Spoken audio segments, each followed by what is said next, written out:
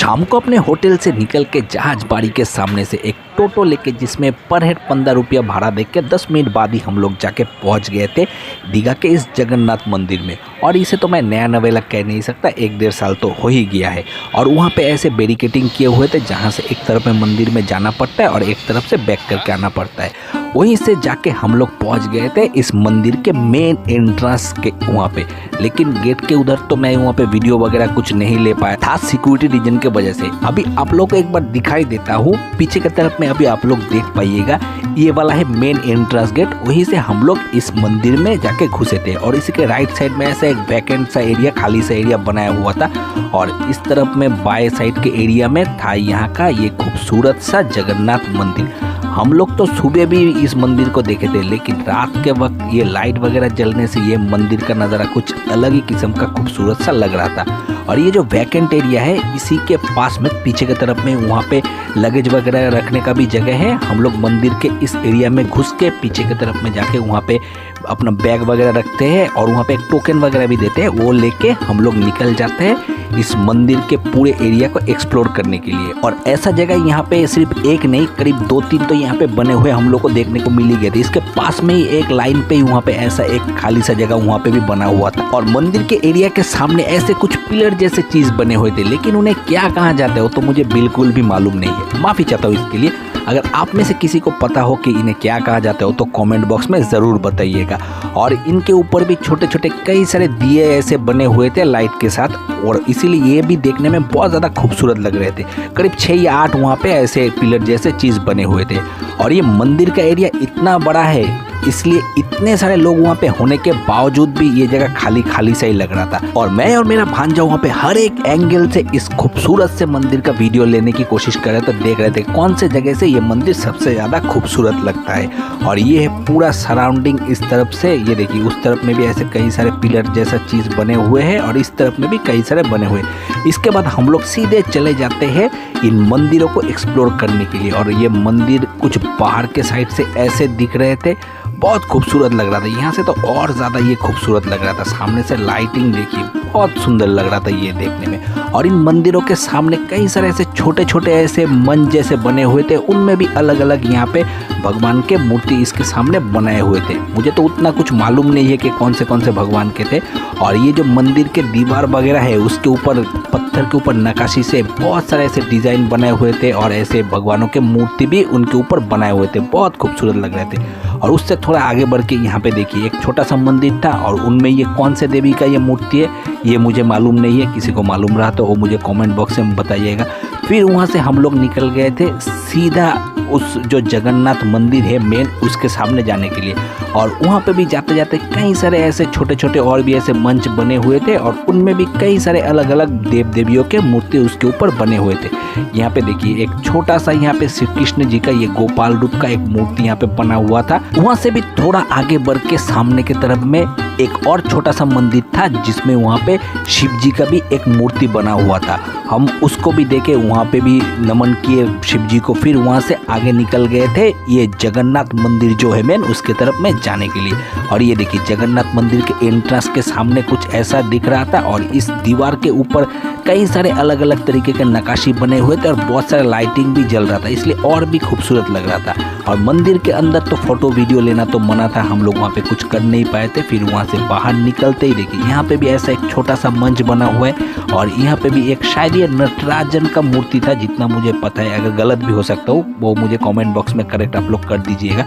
फिर वहाँ से हम लोग आस्ते आस्ते आ जाते हैं मंदिर के पीछे की तरफ। और यहाँ से देखिए अभी समझ में आ पाएगा कि ये मंदिर का एरिया कितना बड़ा है, और शाम के वक्त लाइटिंग जलने से तो ये और भी ज्यादा खूबसूरत लग रहा था। वहीं से थोड़ा सामने की तरफ बढ़ के यहाँ पे कई सारे सीढ़ी है, उन सीढ़ी से नीचे उतरते वक्त भी थोड़ा ध्यान रखना पड़ेगा, क्योंकि वो सीढ़ी थोड़ा खड़ाई जैसे है। और इन सीढ़ियों से नीचे उतरते ही यहाँ पे राइट साइड के किनारे पे एक खूबसूरत सा छोटा सा तालाब जैसा बना हुआ है जो देखने को मिल जाएगा। वहीं पे इन मंदिरों के लाइट आके जो गिर रहे थे, बहुत खूबसूरत लग रहा था। और ये शायद कमल के पत्ते वगैरह थे, वो भी बहुत खूबसूरत लग रहा था वहाँ पे। ऐसे ही और कुछ देर उस मंदिर के एरिया को एक्सप्लोर करने के बाद हम लोग वहाँ से बाहर की तरफ निकल रहे थे और इस मंदिर के एरिया में और भी बहुत सारे चीज़ें एक्सप्लोर करके देखने के लिए, लेकिन वो मैं दिखा नहीं रहा हूँ क्योंकि अगर दिखाने गया तो वीडियो बहुत ज़्यादा लंबा हो जाएगा। खैर वहाँ से बाहर निकल के हम लोग आ जाते हैं ये घर वाले एरिया के सामने और यहीं पे जूता वगैरह खोल के मंदिर में नंगे पैरी जाना पड़ता है, जूता पहन के जाना अलाउड नहीं है। और यहाँ पे जूता रखने के लिए एक टोकन दिया जाएगा, बैग दिया जाएगा, उसी में रखना पड़ेगा, टोकन दिखा के बैग करके लेना पड़ेगा जूता। फिर वहाँ से हम लोग निकल जाते हैं यहाँ से टोटो पकड़ के 10-15 मिनट के डिस्टेंस पे 15 रुपये पर हेड भाड़ा देके ओल्ड दीघा के सी बीच के वहाँ पे जाने के लिए, जहाँ पे हम लोग एक्सप्लोर करने वाले थे ओल्ड दीघा के सी बीच के वहाँ का जो मेला लगता है हर दिन शाम को उसको। और जाते वक्त देखिए इस तरफ में ये मंदिर वाला एरिया है और ये जो आर्च वाला गेट देख रहे हैं इसी के सामने से एक्चुअली मंदिर का एग्जैक्ट एरिया स्टार्ट हो जाता है। और लाइटिंग की वजह से ये रास्ता भी बहुत ज़्यादा खूबसूरत लग रहा था, लेकिन इस आर्च गेट के एरिया से बाहर निकल के कुछ दूर जाते ही पूरा नज़ारा बदल जाता है। देखिए राइट साइड में ऐसे खुले से मैदान है जहाँ पे पूरा ऐसा अंधेरा छाया हुआ था और उस दिन सुबह बारिश भी हुआ था इसलिए रात को थोड़ा ठंड भी लग रहा था। खैर ऐसे ही जाते जाते कुछ देर बाद जाके हम लोग पहुंच जाते हैं ओल्ड दीघा के बस स्टैंड पर। वहाँ पे ऑटो पार्किंग भी है और उसके पास में यहाँ पे SBI का ATM भी है। हम लोग को वहाँ से कैश भी निकालना था क्योंकि ऑलरेडी तो मेरा कैश खत्म होने ही वाला था और इसके बाद मैं उस मेले को भी एक्सप्लोर करने जाने वाला था, इसलिए तो मुझे वहाँ से कैश निकालना ही पड़ा। फिर वहाँ से सामने की तरफ थोड़ा आगे बढ़ के राइट साइड में जो आप लोग गली देख पा रहे होंगे उसी गली से 2 मिनट जाने से ही ओल्ड दीघा का सी बीच आ जाता है। देखिए ये वाला है वो गली, इसी रास्ते से सिर्फ 2 मिनट लगता है, सिर्फ 2 मिनट स्ट्रेट रास्ते पे चलने से ही वहाँ पे जो सी बीच है वो आ जाते हैं। हम लोग वहाँ पे पहुँचते, देखिए वहाँ पे ये पार्किंग भी था बाइक का, लेकिन उसका भाड़ा कितना लेता है ये मुझे पता नहीं था। और राइट साइड में ये जो आप लोग शेल्टर देख पा रहे होंगे एरो मार्क किया हुआ, इसी जगह पे मैं और मेरा भांजा सुबह शेल्टर लिए हुए थे जब बारिश हो रहा था तब। और हम लोग वहाँ जैसे ही पहुँचे तो हम लोग को लग रहा था कि हम लोग अनलकी है, क्योंकि हम लोग जब पहुँचे थे कि वहाँ पे इतना ज़्यादा हवा चलने लगा था कि जो सब वेंडर लोग है वो लोगों को भी डर लगने लगा था कि अचानक से कोई बारिश वगैरह ना आ जाए। इसीलिए वो लोग अपना अपना जो सामान है सब कोई एक एक करके अपने जो सामान है प्लास्टिक से ढकने लगे थे। देखिए सब कोई एक एक करके अपना सामान प्लास्टिक से वहाँ पे ढकने लग रहे थे, लेकिन एट लास्ट देखे नहीं हम लोग उतना भी अनलकी नहीं है क्योंकि हवा ही देता रहा पूरा शाम को, लेकिन बारिश तब हुआ नहीं है। इसलिए हम लोग बेफिक्र होके आस्ते आस्ते फिर निकल जाते हैं सी बीच के एरिया को एक्सप्लोर करने के लिए और इस मेले को भी एक्सप्लोर करने के लिए। और यहाँ पे ऐसे देखिए बहुत सारे स्ट्रीट वेंडर भी देखने को मिल जाएंगे जो बच्चों का ऐसे खिलौना वगैरह बैलून वगैरह बेच रहे थे। और वहाँ पे पास में ही लाइन से करीब 7-8-10 तो हो गई, मैंने देखा था भेलपुरी वगैरह का भी वहाँ पे दुकान लगे हुए थे, पहले भी थे लेकिन इस बार जैसे लग रहा था कि ज़्यादा हो गया है, बढ़ गया है ज़्यादा। और इस तरफ में देखिए बहुत सारे लोग वहाँ पे बैठ के शाम को जो समुंदर का हवा है उसको एंजॉय कर रहे थे और हम लोग भी आस्ते आस्ते सामने की तरफ आगे बढ़ते हुए जा रहे थे। और यहाँ पे भी देखिए अलग अलग तरीके के जो वेंडर वगैरह है तो मिसलेनियस चीज़ें वगैरह वहाँ पे बेच रहे थे और हम लोग भी फिर से वहाँ से आगे बढ़ रहे थे। देखिए यहाँ पे भी एक भेलपुरी का दुकान है और इस तरफ में अभी जो आप लोग दुकान वगैरह देख पा रहे हैं ये सब तो एकदम परमानेंट दुकान वगैरह है, ये 12 महीने ये सब दुकान वगैरह रहते हैं। और यहाँ पे देखिए जो ये गुब्बारे फोड़ने का जो नहीं होता बंदूक से फोड़ा जाता है ये वाला वो दुकान है। वहाँ से आगे बढ़ के बाएं तरफ में यहाँ पे लाइन से ऐसे देखिए इस तरफ में भी दुकान वगैरह कुछ है, दाएं तरफ में छोटे छोटे स्ट्रीट वेंडर है और ये बाएं तरफ में जो दुकान वगैरह बोल रहा था वहाँ पे देखिए लेडीज ऑर्नामेंट्स का दुकान, शंख का दुकान, अलग तरीके का आचार का दुकान, समुंदर में शामुक बोलते हैं हम लोग बांग्ला में, हिंदी में क्या बोलते हैं पता नहीं, उनके बने हुए अलग अलग तरीके के अलग अलग चीज़ों का वहाँ पे दुकान, वहाँ पे कई सारे टोपी वगैरह का दुकान और भी बहुत तरीके के दुकान वगैरह वहाँ पे थे। और दाएं तरफ में यहाँ पे डस्टबिन था, कोई अगर कुछ फेंकना चाहे तो भाई डस्टबिन में ही फेंकना, बाहर में मत फेंकना। और वहाँ से आगे बढ़ के देखिए ये जो बाएं तरफ में आप लोग बिल्डिंग देख पा रहे ये एक्चुअली में वॉशरूम है। इसी वॉशरूम में हम लोग सुबह फ्रेश हुए थे जब हम लोग बस से वहाँ पे आके पहुँचे थे। और यहाँ ये सुबह 4 या 4:30 बजे तक ओपन भी हो जाता है तो कोई प्रॉब्लम भी नहीं होगा। खैर ऐसे ही वहाँ से आगे बढ़ के देखिए ऐसे कई सारे वहाँ के फ्लावर वास वगैरह के दुकान, अलग अलग तरीके के मूर्ति वगैरह के दुकान, उसी के पास में बहुत सारे बच्चों के खिलौने के दुकान भी वहाँ पे लाइन से वहाँ पे बने हुए थे। और वहाँ से आगे बढ़ के बाय साइड में वो जो आप लोग गेट जैसा एरिया बना हुआ देख रहे हैं हम लोग जाके पहुँच जाते हैं वहाँ पे। और यहाँ पे तो ये लाइट वगैरह जलने की वजह से ये जो गेट का एरिया ये और भी ज़्यादा खूबसूरत तरीके का लग रहा था। और इसी गेट के पीछे के तरफ में वहाँ पे विश्व बांग्ला का एक लोगो बना हुआ मूर्ति भी बना हुआ है। और ये जो गेट है ये पीछे के तरफ में भी लाइटिंग से सजा हुई है, नहीं कि एक तरफ में गेट है। और यहाँ पे है वो वाला मूर्ति, और यहाँ पे बहुत सारे लोग खड़े होके तब रील बनाए जा रहे थे, बहुत टाइम लगे। तो मैं भी क्यों बाकी रह जाता, तो मैं भी जाके वहाँ पे बहुत देर तक खड़ा रहता हूँ और देखने की कोशिश करता हूँ कि ये मूर्ति में कितने तरीके के लाइट जलते हैं। तो खड़े रह के देखता हूँ वहाँ पे 3 ही तरीके के लाइट जल रहे थे। एक था वहाँ पे लाल, फिर जल रहा था वहाँ पे हरा, फिर वहाँ पे नीले कलर का ही लाइट जल रहा था, और कोई लाइट तो वहाँ पे जल नहीं रहा था। मैं बहुत देर तक खड़ा रहा, फिर वहाँ से भी देख के हम लोग आगे वहाँ से निकल ही रहे थे कि देखिए यहाँ पे भी जो खाली जगह का एरिया है वहाँ पे भी बहुत सारे लोग वहाँ पे स्ट्रीट वेंडर कह सकते हैं वहाँ पे बैठे हुए थे। इसी गेट के बाहर निकल के जस्ट थोड़ा दूर बाय साइड में वहाँ से आगे बढ़ते बढ़ते हम लोग जाके पहुँच जाते आई लव दीघा लिखा हुआ इस साइन के वहाँ पे। और यहाँ पे पीछे एक छोटा भीम का भी मूर्ति बना हुआ था। हम लोग वहाँ पे बहुत सारे फोटो वगैरह खींचते, फिर वहाँ से आस्ते आस्ते आगे की तरफ में बढ़ जाते, क्योंकि ऑलरेडी हम लोगों ने एक प्लान बना के ही रखा था कि जहाँ तक ये मेला जाता है हम लोग वहाँ तक पहले चलते हुए जाएंगे, फिर वापस यहाँ पे पैक करके आएंगे। और जाते हुए रास्ते के यहाँ से देखिए शाम का ये जो समुंदर का नज़ारा है कितना खूबसूरत लग रहा था। बहुत सारे लोग तब इस नीचे के एरिया में जाके इस समुंदर के हवा को, इस शाम के नज़ारे को एंजॉय कर रहे थे। लेकिन हम लोग तो नीचे उतरे नहीं थे, हम लोगों का तो प्लान था आगे बढ़ के जाने के लिए। लेकिन यहाँ से जो समुंदर के पानी का आवाज़ है वो भी सुनने में बहुत ज़्यादा ऐसे खूबसूरत लग रहा था। हम लोग फिर भी वहाँ पे नीचे नहीं उतरे और सामने की तरफ आगे बढ़ गए। और जाते जाते ये जो जगह है, इस जगह पे तो एक बहुत यूनिक चीज़ हम लोग को वहाँ पे देखने को मिल गया था। वहाँ पे हम लोग को देखने को मिल गया था ऐसे दीवार के ऊपर बहुत सारे ग्राफिक्स के डिज़ाइन बने हुए, लेकिन ये डिज़ाइन कोई आम डिज़ाइन नहीं थे। यहाँ पे हमारे बंगाली का जो वर्डिंग्स वगैरह है ओ ये सब वहाँ पे दीवार के ऊपर लिखा हुआ था, और अलग अलग तस्वीरों के साथ वहाँ पे लिखा हुआ था। एक्चुअली एक बहुत ही नॉस्टैल्जिक सा बना हुआ दीवार का चित्र है, क्योंकि यहाँ पे हम लोग के बंगाल में सहज पाठ नाम का एक किताब आता था पहले, उसी के ऊपर ये जो वर्डिंग्स वगैरह है लिखे हुए रहते थे, और ऐसे ही जो तस्वीर वगैरह है उन सभी के साथ ये लिखा हुआ रहता था। इसीलिए एक बहुत ही नॉस्टैल्जिक फीलिंग दे रहा था देखने में। अभी के जो जनरेशन के लोग हैं उनको तो पता नहीं होगा, लेकिन मेरे उम्र के जो जनरेशन के लोग हैं या उससे थोड़ा कम के, उनको तो पता ही रहेगा। ये बहुत एक नॉस्टैल्जिक फीलिंग देने वाला चीज़ यहाँ पे था। और ऐसे ही वहाँ से आगे बढ़ते बढ़ते जैसे ये ओवा का लिखा हुआ एरिया ख़त्म होता है, फिर वहाँ पे क ख ग जो है उसका भी लिखा हुआ एरिया वहाँ से देखिए ये शुरू हो जाता है। मैं यहाँ पे ज़्यादा बात नहीं करूँगा, आप लोग पहले देखिए और एक नॉस्टैल्जिक फीलिंग का यहाँ पे पहले मज़ा ले लीजिए।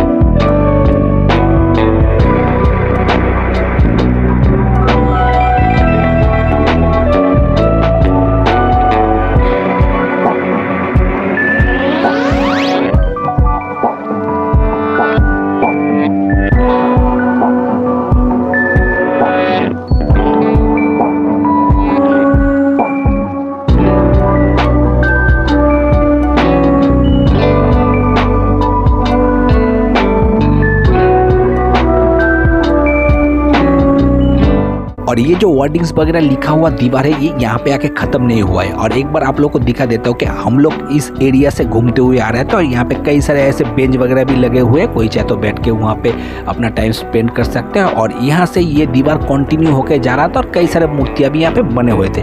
हम लोग उस तरफ तो और गए नहीं थे, क्योंकि हम लोग सामने की तरफ ही आगे बढ़ जा रहे थे। और वहाँ पे देखिए ऐसा एक छोटा सा पार्क जैसा एरिया भी बना हुआ था, जिसमें ऐसे एक जिराफ का ऐसे स्लाइडर लगा हुआ था, और बच्चे लोग भी वहाँ पे जाके चढ़ के एंजॉय कर रहे थे। और वहां से भी थोड़ा आगे की तरफ बढ़ के बाएं तरफ में यहाँ पे बाउल हम लोग बांग्ला में बोलते हैं, उन सब का भी एक ग्रुप का बहुत खूबसूरत तरीके का मूर्ति वहाँ पे बनाया हुआ था।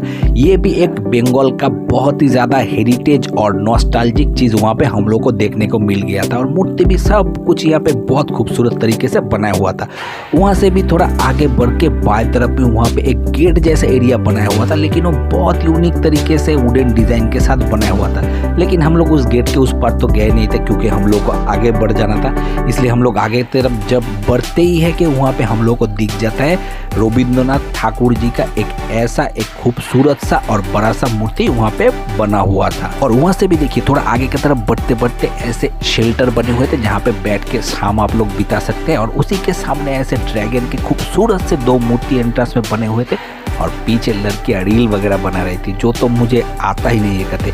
मुझे तो ये वाला चीज़ थोड़ा प्रैक्टिस लगता है करना ही पड़ेगा। खैर वहाँ से भी थोड़ा आगे बढ़ते बढ़ते देखिए उस तरफ में ये पैगोडा जैसा एरिया बना हुआ है, वहाँ से घूमते घूमते हम लोग इस एरिया में आ गए थे। और यहाँ पे भी बाएं तरफ में हम लोग बांग्ला में छऊ नाच बोलते हैं, उसी नाच का ऐसे मूर्तियाँ बने हुए थे 3 जो बहुत खूबसूरत थे। ये भी बंगाल का एक बहुत ही फेमस कल्चर और हेरिटेज आप लोग कह सकते हैं, जो हम लोग को बहुत ही ज़्यादा एक नॉस्टैल्जिक फीलिंग्स देता है। और वहाँ से भी थोड़ा आगे की तरफ बढ़ के यहाँ पे ये देखिए ये वाला है एक वॉच टावर जैसा एरिया, उसी के पास में यहाँ पे पे-एंड-यूज एक टॉयलेट था और उसी के पास में एक वैकेंट सा एरिया वहाँ पे बनाया हुआ था जहाँ पे ग्रास के डिज़ाइन के ऊपर वहाँ पे दीघा का लोगो बनाया हुआ था। और ये भी एक बहुत खूबसूरत सा तरीके से बनाया हुआ था जो देखने में लग रहा था।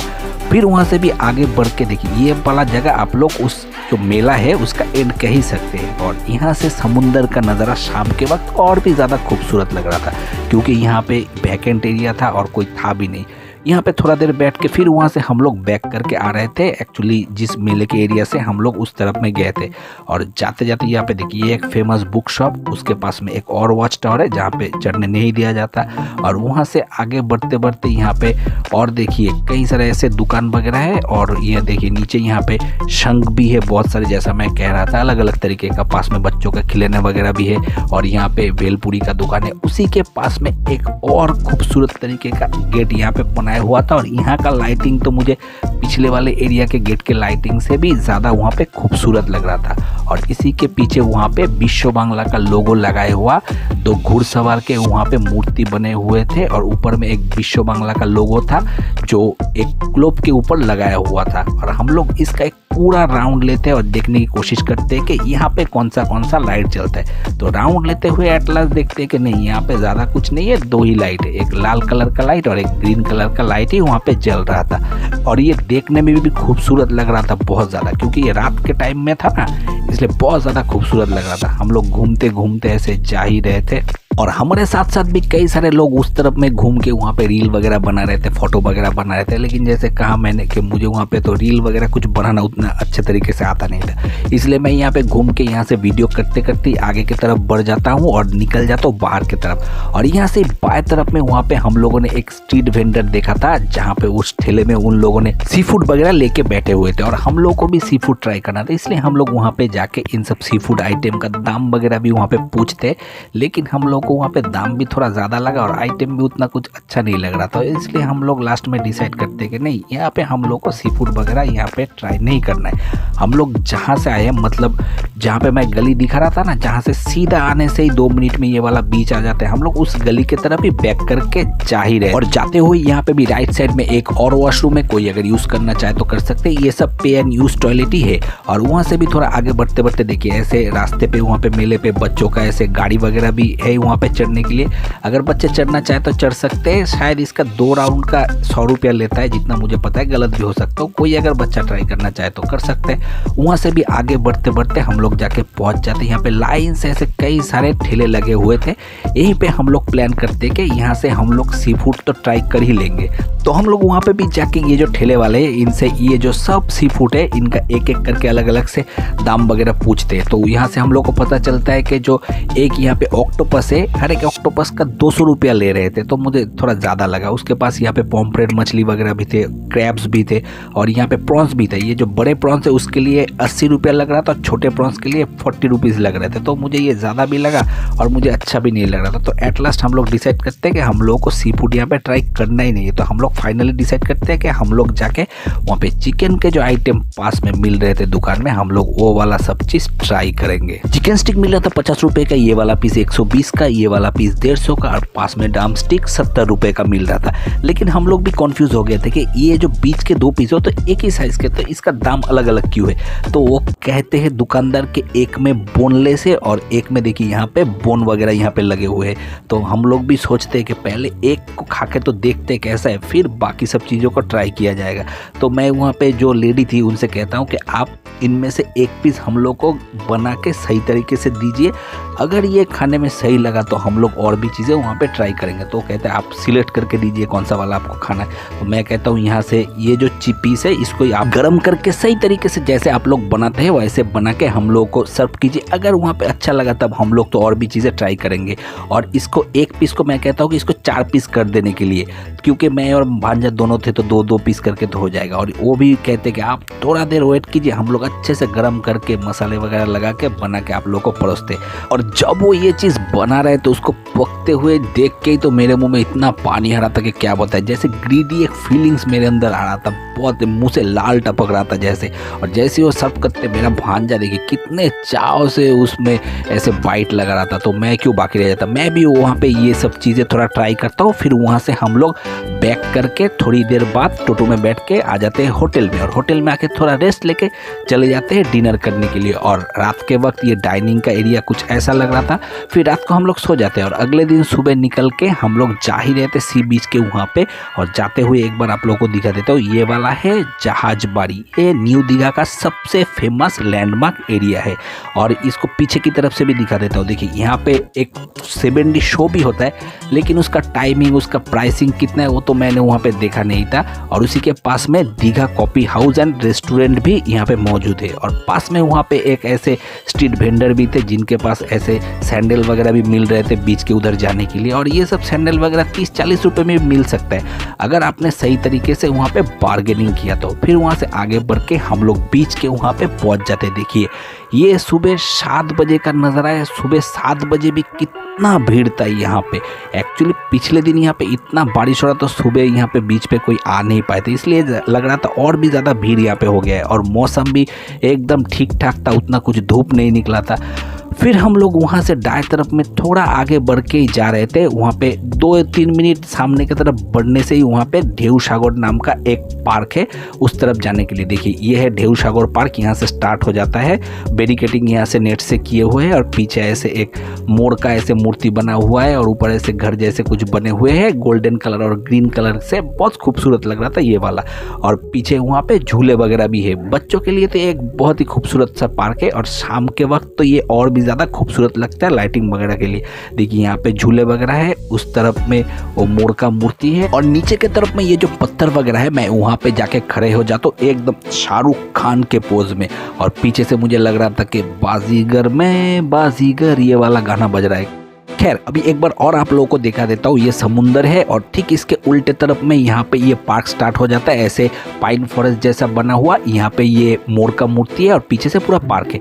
इसके बाद मैं ये जो पत्थर वगैरह है इसके ऊपर से चलते चलते बैक करके जा रहा था सी बीच की तरफ में। ऊपर से भी सही रास्ते से जा सकता था, लेकिन यहाँ से जाने में मुझे बहुत ज़्यादा मज़ा आ रहा था, इसलिए मैंने ट्राई किया। मैं पिछली बार भी जब आया था तब तो ट्राई किया था, लेकिन वो वीडियो ही डिलीट हो गया था। फिर वहाँ से आगे बढ़ के जहाजबाड़ी के पास में ऐसे कई सारे दुकान है, वहीं से हम लोग बांग्ला में खाजा गौजा बोलते वो वाला चीज़ ले रहे थे घर में लाने के लिए। देखिए ये वाला जो मिठाई है इसको ही हम लोग पैक करके घर में लाए थे ऐसे सुवीनियर। इसके बाद फिर से जाके हम लोग पहुंच जाते हैं जहाजबाड़ी के उस पार्क के उधर में। सोचते हैं थोड़ा फोटो वीडियो वगैरह लेंगे, लेकिन देखते वो वाला बंद ही था, कुछ कंस्ट्रक्शन का काम चल रहा था, इसलिए होटल में जाके बैग वगैरह पैक करके हम लोग निकल जाते हैं सीधा बस पार्क की तरफ जाने के लिए। जाते हुए रास्ते पे देखिए इतना खूबसूरत सा आर्टिफिशियल ग्रास से ये मूर्ति वगैरह बनाए हुए थे। उन्हीं को देखते देखते कुछ देर बाद जाके हम लोग पहुंच गए थे सीधा ये SBSTC के बस पार्क में।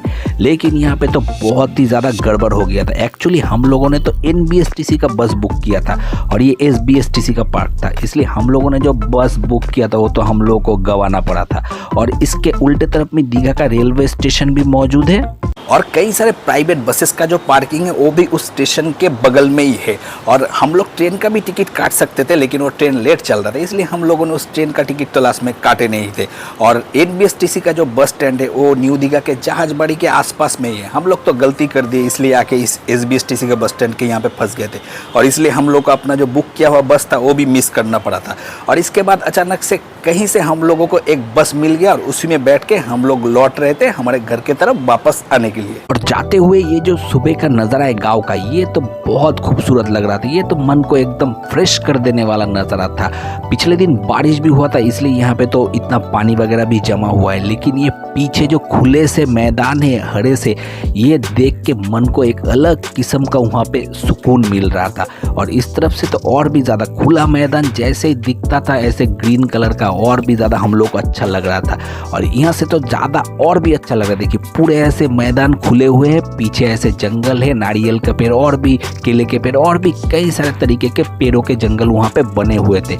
और वहाँ से ही थोड़ा आगे बढ़ते बढ़ते यहाँ पे देखिए ये वाला है विश्व बांग्ला गेट। ये दीघा का विश्व बांग्ला गेट है, एक लैंडमार्क एरिया है, बहुत ज़्यादा फेमस है। फिर वहाँ से आगे बढ़ते बढ़ते हम लोग यहाँ पे जैसे इस ब्रिज के ऊपर पहुँचते, वहाँ से तो ये जो नदी है इसका नज़ारा तो और भी एक खास हम लोगों को लग रहा था।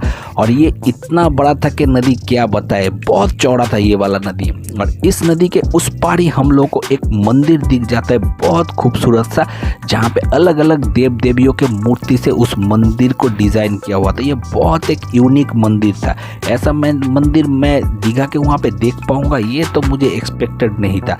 देखिए ये वाला है वो मंदिर सामने के तरफ में, बहुत खूबसूरत था। देखिए अलग अलग देव देवियों के मूर्ति से इस मंदिर को सजाया हुआ था। फिर वहाँ से भी थोड़ा आगे बढ़ते बढ़ते जैसे ही हम लोग आगे जाते हैं और एक ब्रिज आ जाता है। और यहाँ से तो तब ये बस ने तो पूरा स्पीड पकड़ ही लिया था, लेकिन वहाँ पे भी हम लोग को एक और मंदिर देखने को मिल जाएगा, ये भी हम लोगों ने एक्सपेक्ट नहीं किया था। जैसे ये ब्रिज वहाँ पे ख़त्म होता है, मतलब ये ब्रिज के एंडिंग के यहाँ पे एक और मंदिर हम लोग को वहाँ पे देखने को मिल जाता है। लेकिन ये मंदिर उतना कुछ बड़ा भी नहीं था और उतना कुछ खास भी नहीं लगा मुझे, लेकिन हाँ मंदिर तक खूबसूरत था। ये लोकेलिटी के अंदर में बनाया हुआ था। और ऐसे ही जाते जाते बहुत देर बाद जाके हम लोग पहुँच जाते हैं यहाँ पे। और ये वाला है सातरागाछी ब्रिज। और यहाँ पे पहुँचते ही एज यूजुअल यहाँ पे जैम स्टार्ट हो जाता है, कभी जैम छोड़ रहा था कभी चल रहा था। और इस ब्रिज के एरिया को क्रॉस करने के बाद तो और भी थोड़ा हम लोग लेट हो गए थे और बहुत ज़्यादा जैम वहाँ पे लग गया था। और जाते जाते यहाँ से देखिए ये वाला है गंगा नदी, उसके पीछे वहाँ पे है Howrah bridge, the famous Howrah bridge. और फिर हम लोग वहाँ से भी निकल गए। और जैसे मैं कह रहा था इस ब्रिज के एरिया को क्रॉस करने के बाद भी वहाँ पे इतना ज़्यादा जैम लग गया था कि वहीं पे हम लोग आधे घंटे से ज़्यादा और लेट हो गए थे। फिर आके उतर गए थे एस्प्लेनेड में। और एस्प्लेनेड के इस 8 नंबर मेट्रो गेट से ही हम लोग बैक करके जा रहे थे ट्रेन पकड़ने के लिए, जहाँ से एक दिन पहले हम लोगों ने ये वाला ट्रिप स्टार्ट किया था। और बैक करके जाते हमारे घर पे।